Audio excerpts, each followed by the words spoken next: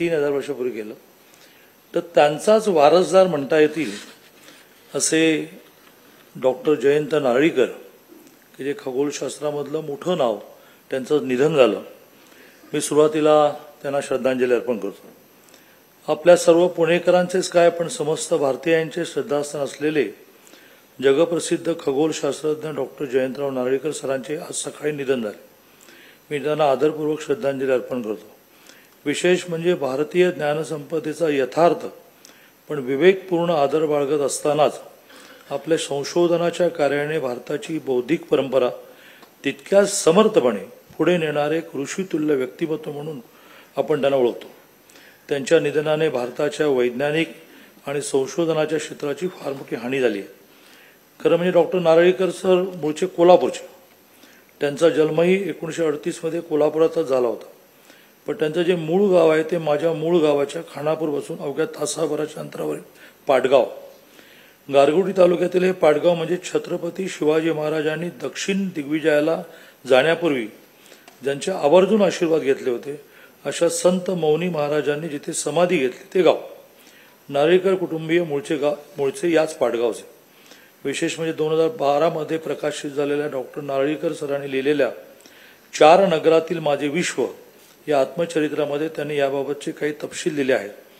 त्यांनी त्या ग्रंथामध्ये म्हटल्याप्रमाणे 6 नोव्हेंबर 2006 रोजी आपल्या पत्नीसह आपल्या मूळ गावी पाटगावला त्यांनी भेट दिली आणि नदीकाठी असलेला आपल्या घराचा शेतीचा परिसर पाहिला.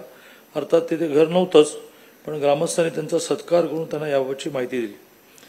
खगोलशास्त्रामध्ये जागतिक दर्जाचं संशोधन करून भारतात परतलेल्या डॉक्टर नारळीकर सरांना वयाच्या अवघ्या 26व्या वर्षी भारत सरकारने पद्मभूषण सन्मान प्रदान करून गौरवलं होतं. बनारस, केम्ब्रिजसह जगभरातील अनेक ज्ञानतीर्थ क्षेत्रांमध्ये त्यांनी अध्ययन केलं, नंतर अध्यापन केलं. पण मुंबईत परतल्यानंतर पुढील काळात त्यांनी कायमस्वरूपी स्थायिक होण्यासाठी पुण्याची निवड केली.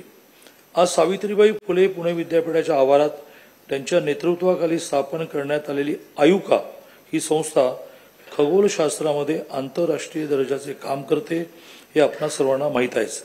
मी त्यांना आपल्या सगळ्यांच्या वतीने श्रद्धांजली अर्पण करतो. असाच उल्लेख जरी वसंत व्याख्यानमालेचा सातत्याने आधीच्या 2-3 भाषणात झाला असला तरी त्या व्याख्यानमालेबद्दलही मला थोडं बोलायचं आहे.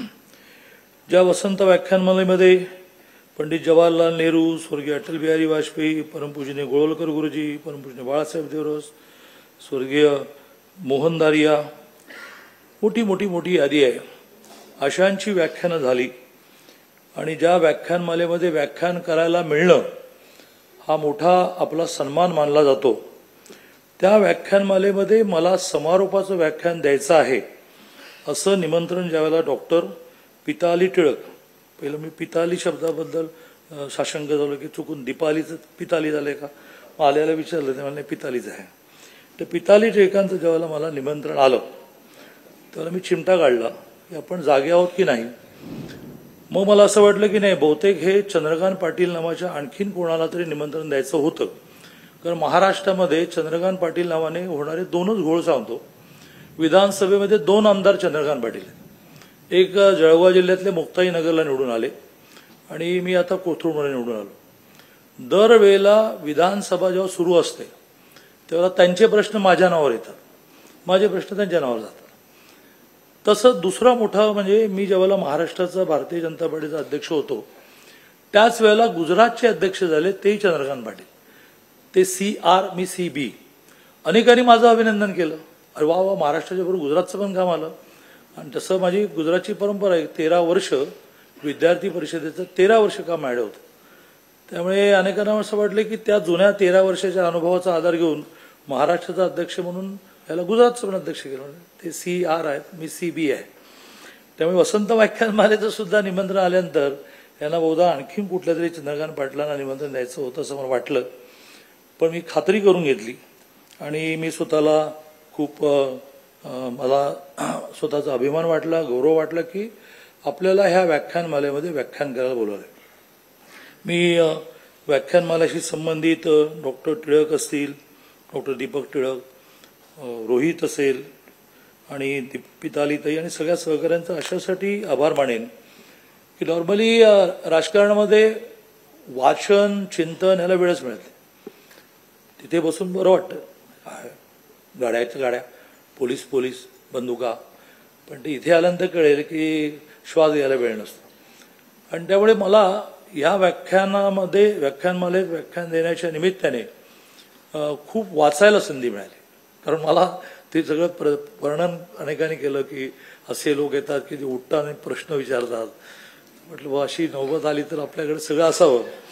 म्हणून मी अगदी मुंबईहून कॅबिनेट आटपून निम्म्यावरच कॅबिनेट सोडली. देवेंद्रजींना आग्रह झाला की मला वसंत व्याख्यान मला म्हटलं हो. त्यांनाही कौतुक वाढलं. त्यामुळे त्याचा लवकर ते वाटेत सुद्धा वाचत आलो आणि त्याच्यातून बऱ्यापैकी मांडणी करेन असं मला वाटतं. त्यामुळे या वसंत व्याख्यानमालेचा इतिहास जो आहे त्यातून भविष्यातही हे सगळं चालू राहावं अशा मी शुभेच्छा व्यक्त करतो. 15 ऑगस्ट 2022 आता 3 वर्षापूर्वी ज्यावेळेला देशाच्या स्वातंत्र्याला 75 वर्ष पूर्ण झाली होती, त्या 15 ऑगस्टला लाल किल्ल्यावरून जे पंतप्रधान आणि देशाला संबोधित करायचं असतं, त्या संबोधनामध्ये देशाचे यशस्वी पंतप्रधान सिंदूर ऑपरेशन नंतर तर आता विरोधकही मान्य करतात यशस्वी पंतप्रधान, तर असे यशस्वी पंतप्रधान माननीय मोदीजी यांनी जे भाषण केलं त्या भाषणामध्ये त्यांनी अशी मांडणी केली की स्वातंत्र्याला 75 वर्ष पूर्ण होत आहे. राजकीय नेत्याने मध्ये वेळ मिळेल तिथे आपल्या पक्षाचं मोठेपण मांडायचं असतं. तसं मी मध्येच मांडलं की आता तरी विरोधक मान्य करत आहेत. तर त्यात त्यांनी असं मांडलं की 75 वर्ष पूर्ण झाली आज आणि 47 साली आपल्याला 100 वर्ष पूर्ण होते. ही 25 वर्ष आपल्या सगळ्यांची फार महत्त्वाची आहेत. या 25 वर्षामध्ये आपण सगळ्यांनी जर नीट काम केलं तर आपण जगामध्ये पुन्हा एकदा आपलं जे पूर्वी स्थान होतं, भारत जगद्गुरू मानला जायचा, जगभरातून लोक इथे शिकायला यायचे, जगामधल्या व्यापारामध्ये आपलं मोठं कॉन्ट्रीब्युशन असायचं, ती स्थिती आपण पुन्हा आणू शकू. मग ती स्थिती आणायची असेल तर त्यांनी 5 संकल्प मांडले. त्यातले 3 संकल्प प्रामुख्याने लोकांनी संघटित राहिलं पाहिजे, लोकांनी कायदे पाळले पाहिजे, लोकांनी नियम पाळले पाहिजे असं मांडलं. 2 गोष्टी फार महत्त्वाच्या मांडल्या आणि त्यावर मी बोलणार आहे. एक मांडली त्यांनी की गुलामगिरीच्या मानसिकतेमधून 1 नाही 2 नाही संपूर्ण 142 कोटीचा समाज पहिला बाहेर काढला पाहिजे. आपलं काही नव्हतंच आणि ह्या गुलामगिरीची मानसिकता निर्माण केली आक्रमकांनी. इसवी सन 800 पर्यंत इथे आक्रमकच नव्हते. 800ला आक्रमण सुरू झाली. कधी हूण आले, कधी शक आले, मग 500 वर्ष मुघल आले, मग 150 वर्ष ब्रिटिश आले. ह्या सगळ्यांनी वारंवार हे बिंबवलं की तुमच्याकडे काहीच नव्हतं, तुम्हाला परंपराच नाही, तुम्ही बुद्धू, तुमच्याकडे शिक्षण नाही, आम्ही तुम्हाला शिकवायला आलेलो आहोत, आम्ही तुमचं सरकार शासन निर्माण करणार, आम्ही तुमची प्रशासन व्यवस्था उभी करणार, बिंबवलं. त्या बिंबवण्यामुळे आपल्यालाही असं वाटायला की खरंच आपलं काहीच नव्हतं. आपण वल्कल घालूनच फिरायचो, नागाबरोबरच खेळायचो, ते चित्र पुंगी वाजवायची, नाग असंच आपलं असणार. या गुलामगिरीच्या मानसिकतेतून बाहेर काढलं पाहिजे असं त्यांनी मांडताना असं म्हटलं की ह्या गुलामगिरीच्या मानसिकतेतून बाहेर काढण्यासाठी ती सगळी भारतीय ज्ञान परंपरा नीट समोर आणली पाहिजे. ज्याचा एक उल्लेख आर्यभट्टांचा मी केला. मी प्रत्येकाचं एक 4-5 ओळी वाचणार आहे.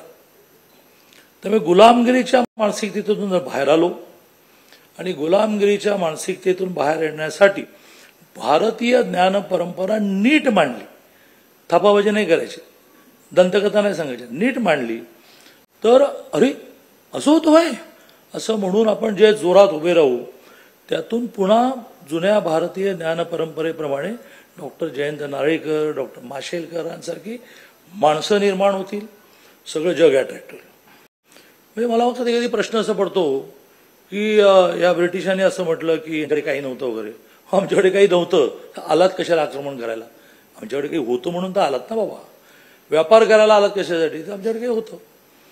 पण त्याहीपेक्षा आकडेवारी मांडायची झाली तर इसवी सन 0 पासून लिखापडी सुरू झाली. त्याच्या आधी म्हटलं जसं फार लिहिलं गेलं नाही, कालकुपीमध्ये वगैरे नोंदी आहे, पण इसवी सन 0 पासून तर सगळं लिखापडी आहे. तर त्या इसवी सन 0ला भारताचा व्यापार जगाच्या 32% होता. मी सांगत नाही, ते लिखाण सांगतं. 32% होता. तो 32% 800 साली आक्रमण सुरू झाल्यानंतर 28% झाला, लुटायला सुरुवात झाली. तो 47ला इंग्रज जाताना 4% झाला. म्हणजे आम्ही व्यापारी होतो, आम्ही उत्पादन निर्माण करत होतो, सगळ्या जगभरात नेत होतो. तुमच्याकडे काही नव्हतं म्हणून तुम्ही इकडे आलात. ब्रिटिश व्यापाराला भारतामध्ये येताना जे जहाज घेऊन आले ते भारतीय बनावटीचं होतं. त्यातलं एक जहाज 87 वर्ष टिकलं. आता कसे काय आम्ही गारुडी आणि वल्कल घालणारे, मग तुम्ही आलात कशाला, बोंबला नाही इतके वर्ष राहिल्यात कशाला, आणि इतक्या सगळ्या वस्तू आमच्या लुटून कशा येऊन गेलात. आणि त्यामुळे मला असं वाटतं की हा जो खरा इतिहास आहे तो आपल्या सगळ्यांसमोर नीट मांडायला पाहिजे असं मला वाटतं. म्हणजे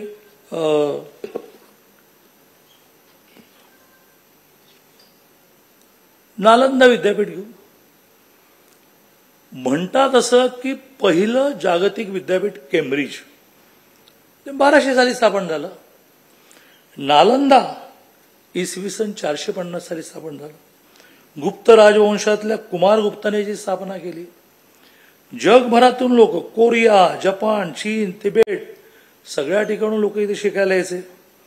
आज जे जगातली विद्यापीठं मांडतात की माणसाला फक्त आर्ट्स, फक्त सायन्स, फक्त कॉमर्स असं शिक्षण न देता 3-4 प्रकारचं शिक्षण त्याने सायमल्टेनियसली घेतलं पाहिजे.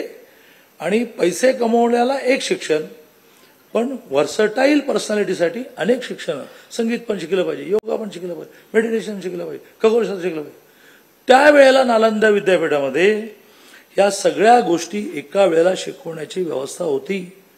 धर्म, तत्वज्ञान, व्याकरण, खगोलशास्त्र, वैद्यकशास्त्र सगळ्या विषयांचं ज्ञान आहे. इसवी सन 400 तुमचं पहिलं विद्यापीठ इसवी सन 1200. हे विद्यापीठ पुढे जाऊन इसवी सन 1193 मध्ये बख्तियार खिलजीच्या आक्रमणामध्ये जाळलं गेलं. नोंद अशी आहे, कोणी 6 महिने म्हणतं, कोणी 3 महिने होतं, पण अनेक महिने नालंदा विश्वविद्यालयातली पुस्तकं जळण्यासाठी लागली. म्हणजे किती पुस्तकं असतील, मग ते कोणी लिहिले असतील, अनेक महिने लागले. पुन्हा एकदा थापा मारायला उभाच राहिलो नाही, कारण मला माहिती आहे की कोण हो नाही हो असं नाही म्हणेल. तर ती नोंद इतिहासामध्ये आहे. एकच नालंदा होतं का, तर त्या नालंदाच्या बरोबरीने तक्षशिला, विक्रमशिला अनेक विश्वविद्यालय होते. गणितामध्ये आर्यभट्ट, वैद्यकशास्त्रामध्ये सुश्रुत आणि चरक, भाषेमध्ये पाणिनी, अर्थशास्त्रामध्ये चाणक्य, किती किती किती म्हणून नावं घ्यावी. पुन्हा एकदा त्या सगळ्यांचे ग्रंथ आहेत, त्याचे अभ्यास चालले आहेत, जगातल्या अनेक विद्यापीठात अभ्यास चाललेले आहेत. अशी थोर परंपरा पुन्हा एकदा तरुण पिढीला मातृभाषेतून सांगण्याची व्यवस्था करावी. हा नवीन शैक्षणिक धोरणाच्या 5 उद्दिष्टांपैकी एक उद्दिष्ट आहे. बाकी मातृभाषेतून शिक्षण हे उद्दिष्ट आहे. भविष्याचा वेध घेऊन व्यवसायाभिमुख शिक्षण हा एक उद्दिष्ट आहे. पण एक महत्त्वाचं उद्दिष्ट असं आहे की गुलामगिरीच्या मानसिकतेतून जर बाहेर काढायचं असेल तर त्याला भारतीय ज्ञान परंपरेची ओळख करून दिली. प्राचीन भारत हे विज्ञान, तंत्रज्ञान आणि संशोधनाच्या दृष्टीने एक उज्ज्वल आणि अग्रगण्य केंद्र होते. अनेक विज्ञान शाखांमध्ये भारतीयांनी जगाला मार्गदर्शन करणारे मौल्यवान योगदान दिले. गणिताच्या क्षेत्रात भारताने शून्याचा शोध लावून आणि दशमान पद्धतीचा शोध लावून जगाच्या गणना पद्धतीत क्रांती केली. भारतीय ऋषींनी पृथ्वी स्वतःभोवती फिरते हे वेदकाळात मांडलं. सूर्य सिद्धांत या ग्रंथ आहे. मला कळलं की IPS, UPSC, MPSC वाले आहेत, वाचा. सूर्य सिद्धांत या ग्रंथात ग्रहांची स्थिती, सूर्यग्रहण, चंद्रग्रहण यांचे शास्त्रीय स्पष्टीकरण मिळते. भारतीयांचे खगोल ज्ञान प्राथमिकता निरीक्षणावर आधारित आहे. आयुर्वेद ही भारताची देणगी आहे. चरक संहिता व सुश्रुत संहिता या ग्रंथामध्ये औषधोपचार, शरीर रचना, जे आता मेडिकल सायन्स शिकवते, शस्त्रक्रिया यांचे तपशीलवार वर्णन आहे. चरक संहिता व सुश्रुत संस्था या ग्रंथामध्ये औषधोपचार, शरीर रचना व शस्त्रक्रिया यांचे तपशीलवार वर्णन आहे, वगैरे वगैरे वगैरे आपल्याला खूप सांगता येते. एक रेफरन्स आपल्या सगळ्यांना नक्की आठवेल. हळदीचं पेटंट डॉक्टर माशेलकरांनी झुंजून मिळवलं. त्याची सुद्धा मिळवण्यासाठीची पार्श्वभूमी होती, मिळवलं. प्राचीन शास्त्रामध्ये हळदीचा औषधी उपयोगावर सखोल चर्चा आहे. हळदीचा वापर रक्तदाब, ब्लड प्रेशर, एलिगेटर जखमा तसेच शरीराच्या इन्फेक्शनवर उपचार म्हणून केला जातो. हा प्राचीन ज्ञानाचा अभ्यास आणि प्रामाणिक शोध. हळदीचे अशा प्रकारचे गुणधर्म जे सांगितले गेले, म्हणजे तिच्या औषधी गुणधर्माचा शोध भारतीय ज्ञान परंपरेने लावला. त्यात हळदीमध्ये कर्कुमिन नावाचे घटक असतात, जे अँटीऑक्सिडंट्स आणि अँटी इन्फ्लेमेटरी गुणधर्म भरलेले आहेत. हे सगळं ज्यावेळेला माशेलकरांनी मांडलं की हळद आमची आहे, आम्ही ती डेव्हलप केली, मग आपल्याला हळदीचं पेटंट मिळालं. जगामध्ये आता हळद वापरण्यासाठी आपल्याला रॉयल्टी द्यावी लागते. आणि त्यामुळे एक कळणारा गोष्ट झाला. आता फक्त 6 वेगवेगळी जीवनाची क्षेत्र, त्यात आपण केलेलं दाखवलेलं कर्तृत्व हे कमी शब्दात मांडून हे सगळं आत्ता आपण कसं इम्प्लिमेंट करणार आहोत हे मांडून मी माझं बोलणं संपवेन. इथिमॉलॉजी म्हणजे उत्पत्तीशास्त्र आणि लेक्सिकोग्राफी म्हणजे कोशशास्त्र याचे प्रणेते यास्क आचार्य इसवी सन पूर्व म्हणजे शून्याच्या आधी 7व्या शतकात यास्क नावाचे आचार्य होऊन गेले. त्यांनी निरुक्त हा ग्रंथ रचला, जो आहे अवेलेबल, वाचता येईल, पाहता येईल. यास्कांमुळे 2 शास्त्रांचा उगम झाला. इथिमॉलॉजी म्हणजे शब्द उत्पत्तीशास्त्र आणि शब्दकोशशास्त्र, lexicography, science of dictionary making. जगातली पहिली डिक्शनरी भारतात तयार झाली. पुन्हा एकदा नंतर प्रश्नोत्तराला मी त्यामुळे सुद्धा भाव देईन की तुम्हाला वाटेल की मांडल्याने गेले तर मी थांबायला पण तयार आहे. पण पहिली डिक्शनरी भारतात झाली. निघंटू ग्रंथात समानार्थक शब्दांचा संग्रह दिसतो. पृथ्वीसाठी 21 नावे इथे आढळतात. यात प्रामुख्याने शब्दांच्या अर्थाचा, त्याच्या सूक्ष्म छटांचा मोठा बारकाईने अभ्यास केला गेला. निघंटू आणि निरुक्त यापासून वेगळ्या प्रकारचे शब्दकोश तयार करण्याची परंपरा भारतामध्ये तयार झाली. पुढे येणारे अमरकोश, वैजयंतीकोश इत्यादी कोश ग्रंथ त्यावर आधारलेले दिसते. निघंटद्वारे अप्रचलित अथवा विलुप्त होत जाणाऱ्या शब्दांचा संग्रह त्यांनी केला. त्यामुळे वैदिक भाषेचं तर जतन झालेच, पण भाषा जतन आणि संवर्धन, लँग्वेज प्रिझर्वेशन यासाठी एक तंत्रही आपल्याला मिळाले. शब्दसंग्रहाद्वारे भाषा जतन करण्याच्या संकल्पनेचा उदय झाला. आज डिक्शनरी किंवा शब्दकोश सर्वच भाषांमध्ये प्रसिद्ध आहे, पण पहिली डिक्शनरी ही भारतात निर्माण झाली. दुसऱ्या मुद्द्यावर येऊ. थोर व्याकरणकार पाणिनी. मी ते क्षेत्रही मांडतो, व्याकरण, आणि कोणी हे डेव्हलप केलं, पाणिनी. संस्कृत भाषेचा व्याकरणकार प्राचीन शालातूर, आजचा अफगाण पाकिस्तान सीमा प्रदेश येथे जन्म. इसवी 4थे शतक म्हणजे आता आपण इसवी सन 2025 मध्ये जर असू तर जवळजवळ 2400 वर्षापूर्वी या पाणिनीने काय काय केलं. अष्टाध्यायी हा 8 अध्यायांचा सूत्रबद्ध ग्रंथ अवेलेबल आहे. सूत्र म्हणजे कमीत कमी अक्षरात केलेले वर्णन. लाघव हे अष्टाध्यायीचे वैशिष्ट्य. असे म्हटले जाते की brevity is the soul of विट. लाघव हा बुद्धिमत्तेचा आत्मा आहे. कमीत कमी शब्दात अधिकाधिक आशय मांडण्याची एक अनोखी रचना पाणिनीच्या अष्टाध्यायीत प्रकर्षाने दिसून येते. ग्रंथाचे शेवटचे सूत्र तर असे केवळ 2 अक्षराचे आहे. मी खूप थोड्या गोष्टीत मांडत जातो.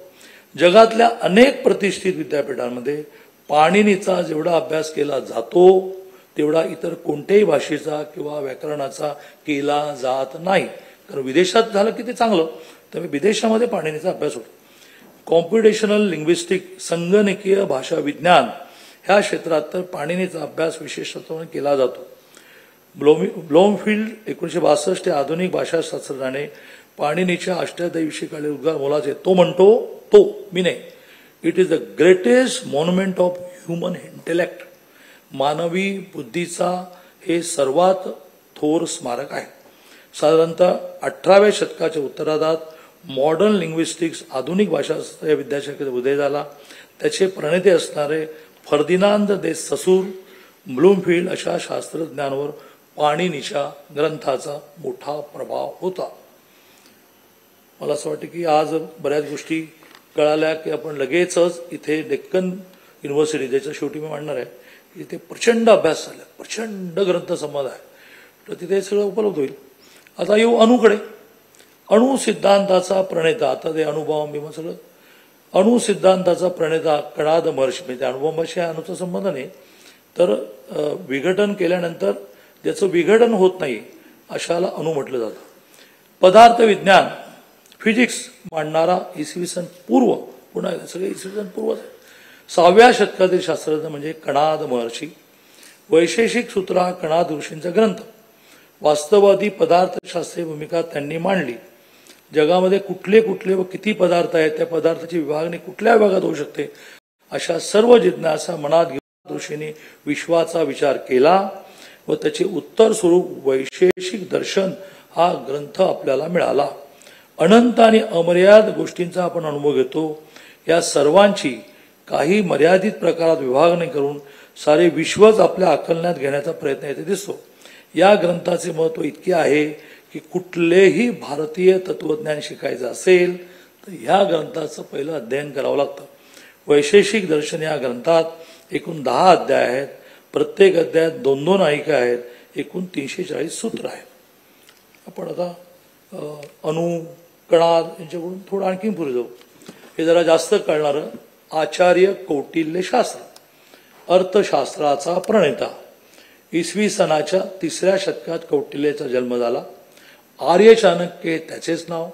कौटिल्य अर्थशास्त्र हा त्याचा अर्थशास्त्रासंबंधी वर्णन करणारा युगप्रवर्तक असा ग्रंथ आहे. अर्थ म्हणजे राज्याचा लाभ, म्हणजे आज आपण राज्य चालवतो ना, ते सगळं त्यावेळेला लिहिलं आहे. गमतीशीर आहे, अगदी थोडक्यात दोन वाक्यात वाचतो. अर्थ म्हणजे राज्याचा लाभ व त्याचे पालन, म्हणजे हा एक राज्यशास्त्राचा ग्रंथ आहे. या ग्रंथाचं वैशिष्ट्य असे आहे की यामध्ये 18 प्राचीन अर्थशास्त्रज्ञ आचार्यांचा आणि संप्रदायांचा उल्लेख येतो. कौटिल्याने त्या सर्व प्राचीन आचार्यांच्या अर्थशास्त्र ग्रंथाचे आलोडन करून हा ग्रंथ लिहिला. अर्थशास्त्राची व्याख्या करताना कौटिल्याचे धोरण दिसून येते, अर्थप्रधान धोरण दिसून येते. म्हणजे पृथ्वीचा उपभोग, लाभ करून घेणे व मिळालेल्या पृथ्वीचे पालन करणे. मी पुन्हा वाक्य वाचतो कारण बरेच जण राजकारणात येणार असतील. त्यांनी असं लिहिलं आहे की पृथ्वीचा उपभोग म्हणजे लाभ करून घेणे व मिळालेल्या पृथ्वीचे पालन करणे, ह्या गोष्टीचा उपाय सांगणारे शास्त्र म्हणजे अर्थशास्त्र. कौटिल्याच्या मते अर्थ म्हणजे धन हेच प्रधान आहे आणि धनावर अन्य सर्व गोष्टी अवलंबून आहेत.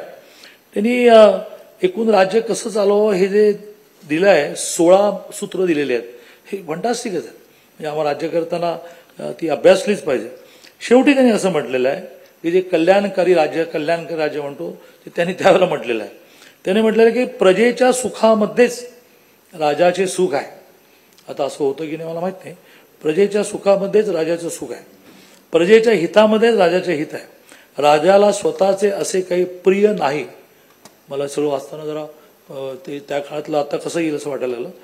राजाला स्वतःचे असे काही प्रिय नाही, तर प्रजेचे जे प्रिय असेल तेच राजाचे प्रिय आहे. सर्व लोकहितकारी राष्ट्र अथवा जनता हीच मुख्य आहे असे समजून राज्य चालवण्याच्या अर्थात लोकशाहीचे बीज आपल्याला त्या अर्थशास्त्रात दिसतं. आता आपण डेमोक्रेसी म्हणतो, पण त्यांनी त्यावेळेला डेमोक्रेसी मांडली. मी ते 16 वाचलं नाही, ते वाचा केव्हा तरी. तर त्यांनी प्रत्येक दिलेलं आहे. प्रधान कसा नेमावा, ज्याचा कर कसा आकारावा, सगळं दिलेलं आहे. हां, आता आणखीन एका मुद्द्याकडे गेलो की मग मी 2 मुद्द्यांकडे येणार. एक तर डेक्कन युनिव्हर्सिटी आणि मग नवीन शैक्षणिक. आचार्य चरक आणि सुश्रुत आयुर्वेदाचे पितामह. चरक यांचा जन्म पुन्हा एकदा सगळेच इसवी सन पूर्वच आहे, इसवी सन पूर्व 300. हे आयुर्वेदावरील प्रमुख योगदानकर्ते होते. त्यांचा उल्लेख शरीरशास्त्राचे पिता म्हणून आढळतो. चरकांच्या मते आरोग्य व रोग हे पूर्वनिर्धारित नसतात. खूप महत्वाचं वाक्य. चरकांच्या मते आरोग्य व रोग हे पूर्वनिर्धारित नसतात व आयुष्य हे मानवी प्रयत्नाने विशिष्ट दिनचर्येने व ऋतुचर्येने वाढवले जाऊ शकते.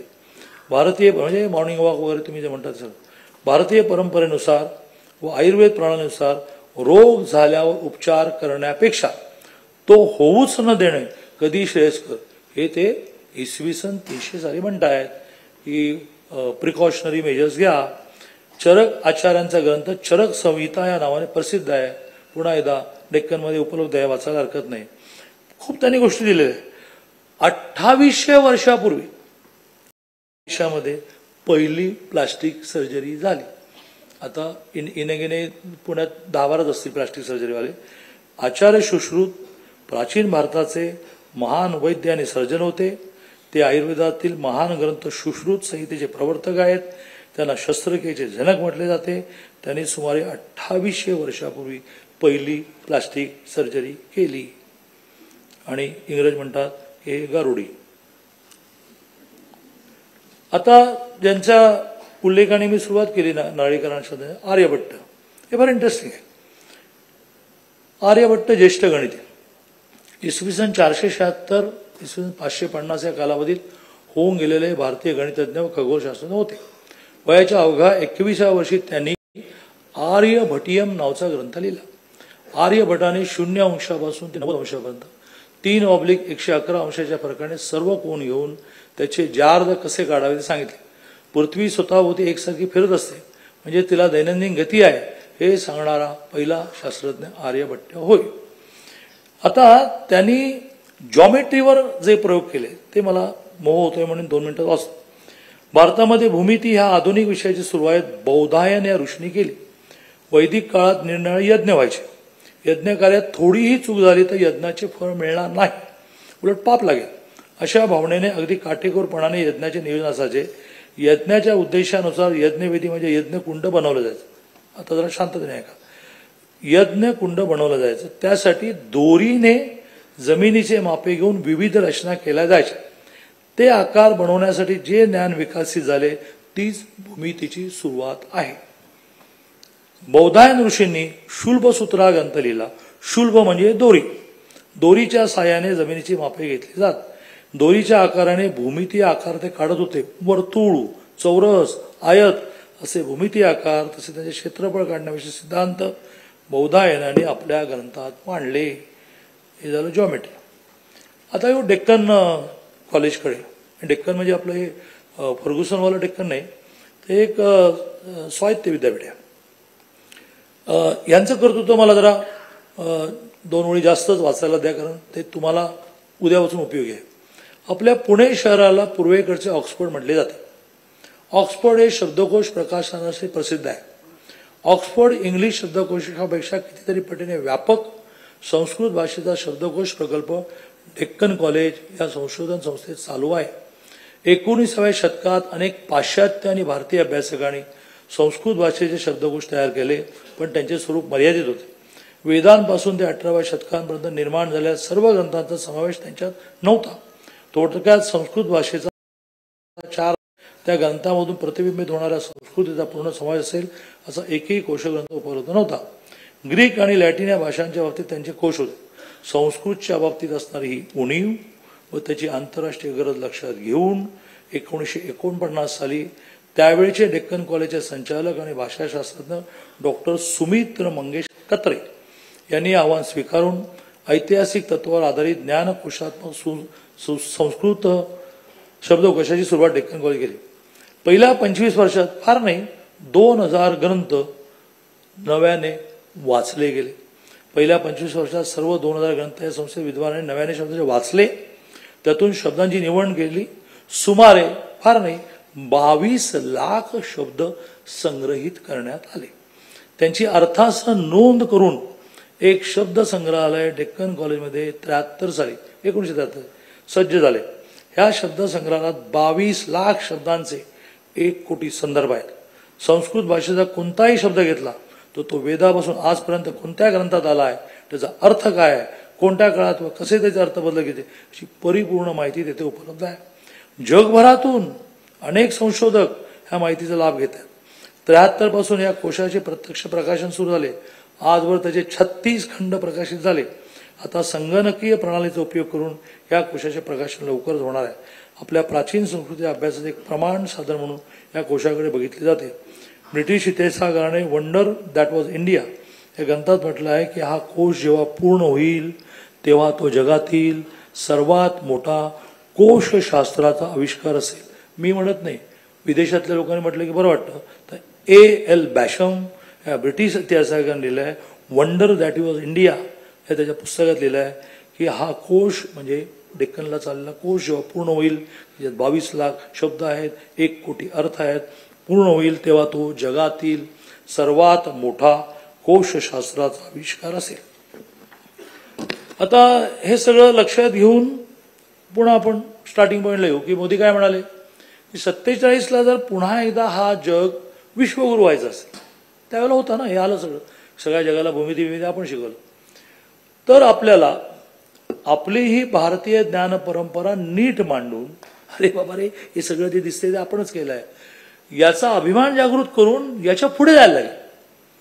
त्याच्यात रममान होऊन नाही चालणार की अरे बट आमचं भूमिती आम्ही शकतो, तू काय करतो बाबा. आणि त्यामुळे नवीन शैक्षणिक धोरणामध्ये आपण आग्रह धरला की आपल्याला ह्या सगळ्या गोष्टींच्या एक पाऊल पुढे जायचं. मग पहिला आपण निर्णय केला की मातृभाषेतून शिक्षण मिळालं पाहिजे, कारण मातृभाषेतून शिक्षण मिळालं, इंग्लिश शिकू नका असं पण म्हणत, ती जगाची कम्युनिकेशन लँग्वेज आहे, पण मराठी माझी मातृभाषा असेल, कन्नड माझी मातृभाषा असेल, ती मी शिकल्याशिवाय मला ग्रास ज्याला म्हणतात की ग्रहण करणं हे होणारच नाही. म्हणून पहिलं मातृभाषा शिक्षण. महाराष्ट्रातली सगळी पॉलिटेक्निक इंजिनिअरिंगची पुस्तकं आम्ही मराठीत केली. 70% पॉलिटेक्निकचे विद्यार्थी मराठीतून पेपर लिहायला लागले. आता एक बॉम्बे IITने सॉफ्टवेअर डेव्हलप करून दिलं की ज्याच्यामध्ये तो तमिळमधून सुद्धा शिकवत असेल तर समोरच्याला मराठीमध्ये ऐकायला मिळेल, काही चूक पण होणार नाही, असं बॉम्बे IITने डेव्हलप केलं. ते जूनपासून देतो. म्हणजे आदल्या दिवशी त्याने मराठीतलं पुस्तकच, दुसऱ्या दिवशी इंग्लिशमधून शिकवणाऱ्या प्राध्यापकासमोर बसताना ते सॉफ्टवेअर ऑपरेट करायचं की त्याला शुद्ध मराठीमध्ये काय बाबा ह्या इंग्लिशमध्ये सांगतो ते कळेल. त्याच्यातून आपल्या देशामध्ये इन्व्हेन्शनच नाही, शोध लागणंच नाही. संपूर्ण जग श्रीमंत कसं गेलं? शोधाचं पेटंट मिळवणं. पेटंटचा अर्थ काय? आता हे माझं झालं, आता मी द्यायचं असेल तर पैसे घेणार तुमच्याकडून. शोध, पेटंट, आणि हवं असेल तर दे रॉयल्टी. असं संपूर्ण जगातला माणूस आणि संपूर्ण जग श्रीमंत झालं. शोध लावायचे, पेटंट मिळवायचं, रॉयल्टी मागायचं. माननीय मोदीजींनी हा आग्रह आता धरला की प्रत्येक कॉलेजमध्ये आर्ट्स, सायन्स, कॉमर्स या फॅकल्टीच्या बरोबरीने एक तर खूप काही गोष्टी शिकवा. एका विद्यार्थ्याला एका वेळेला 12 डिग्र्या घ्यायच्या असेल तर घेऊ द्या, त्याची हिंमत ना. तुम्हाला काय करायचं आहे? PhD होण्यासाठी पोस्ट ग्रॅज्युएशन होण्याची आवश्यकता नाही, मोठी यादी आहे, ते आता इथे मांडत नाही. BA झालेला सुद्धा PhD होऊ शकतो. संशोधन करण्यासाठी क्वालिफिकेशनची आवश्यकता नाही. पुण्यात आता एक आपण संशोधन केंद्र करतोय, तिथे 6व्या वर्षीचा मुलगा सुद्धा म्हणाला माझ्या डोक्यात बाबा कधी चाललंय तर तिथे जा आणि तिथे जाऊन कर काय प्रयोग करायचे. ते 82 वर्षाचे आजोबा म्हणाले मला तरुणपणी असं वाटत होतं की हे शोधावं, तेव्हा वेळ नाही मिळत. आता चला बाबा तिथे. असं वयाची मर्यादा नाही, शिक्षणाची मर्यादा नाही. संशोधन, ज्या संशोधनामुळे यावेळेला सिंदूर ऑपरेशन यशस्वी होताना सगळं किती ॲडव्हान्स डेव्हलप झालं आहे याची एक झलकच मिळाली. अजून भरपूर आतमध्ये आहे.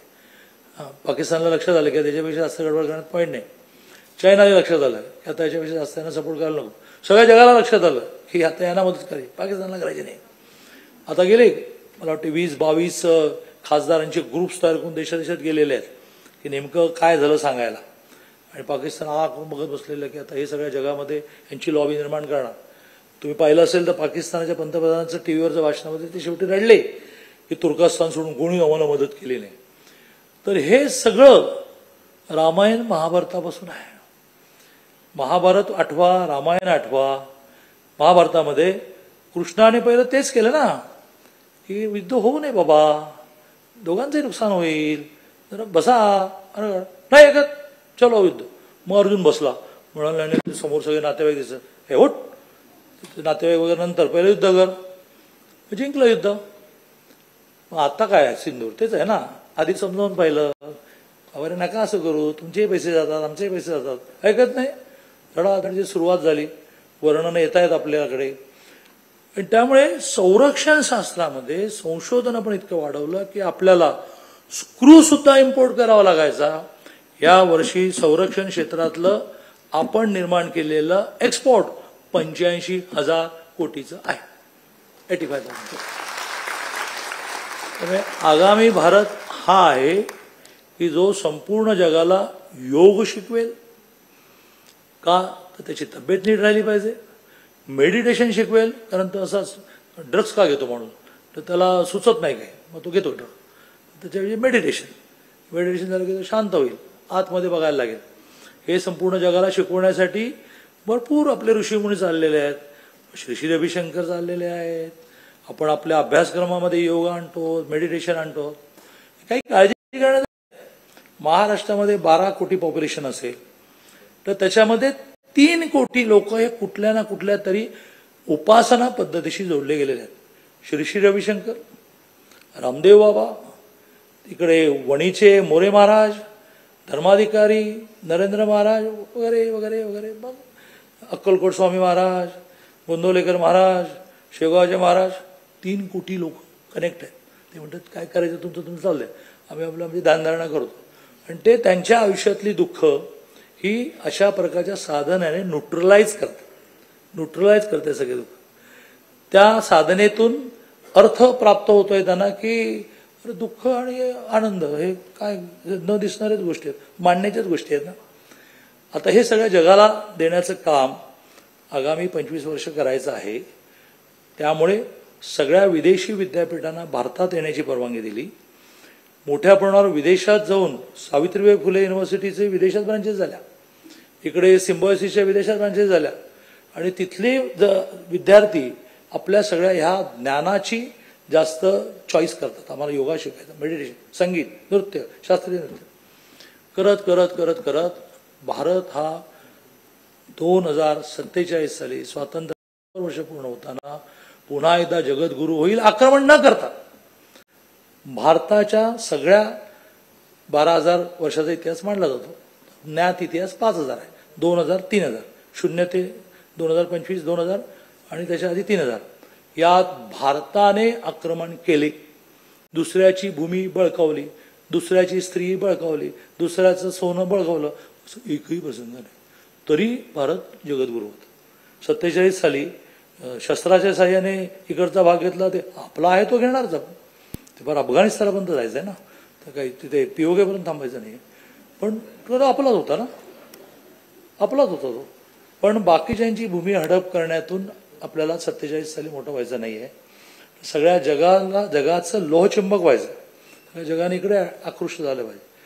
कुटुंब पद्धती, पुरुष महिला संबंध, स्त्रीला बरोबरीचं स्थान, गरीब श्रीमंत, या सगळ्याच कन्सेप्ट 15 ऑगस्ट 47 साली देशाला स्वातंत्र्य मिळाल्यानंतर पहिल्या 1951च्या निवडणुकीपासून महिलांना मताचा अधिकार मिळाला. जगामध्ये महिलांना मताचा अधिकार मिळण्यासाठी भांडावं लागलं, आंदोलन करावे लागले, मोर्चे करावे लागले.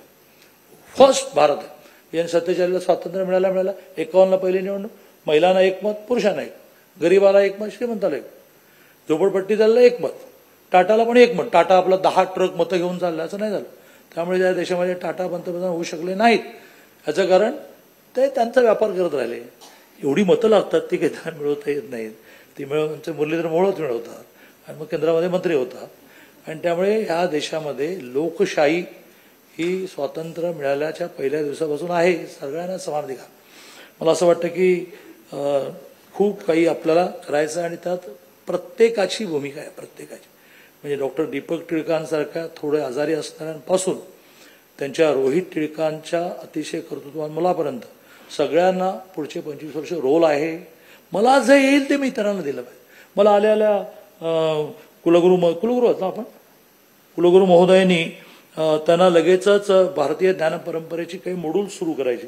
त्याचं लगेच पत्राचं दिलं. मी लगेच त्याचं स्वागत केलं, माझ्या वॉइस दिलं, म्हटलं की हे रे उद्या लगेच प्रोसेस करू. का तर मला जे माहिती आहे ते मला आता फक्त भारतीयांना नाही संपूर्ण जगाला द्यायचं आहे. त्याचं आपलं ऑनलाईन युनिव्हर्सिटी काढायची आहे, अट्रॅक्ट करायचं आहे, ऑनलाईन शिकवायचं आहे, ऑनलाईन परीक्षा घ्यायची आहे, ऑनलाईन डिग्री द्यायची आहे. जगामध्ये आता भारतीय ज्ञान परंपरेची मोठी भूक निर्माण झालेली आहे. मला असं वाटतं की जी काही भीती मनात होती ती भीती असल्यामुळे खूप अभ्यास केला. त्या अभ्यासाचा मलाही उपयोग झाला, बहुतेक थोडासा तुम्हालाही झाला. जय हिंद, जय महाराष्ट्र.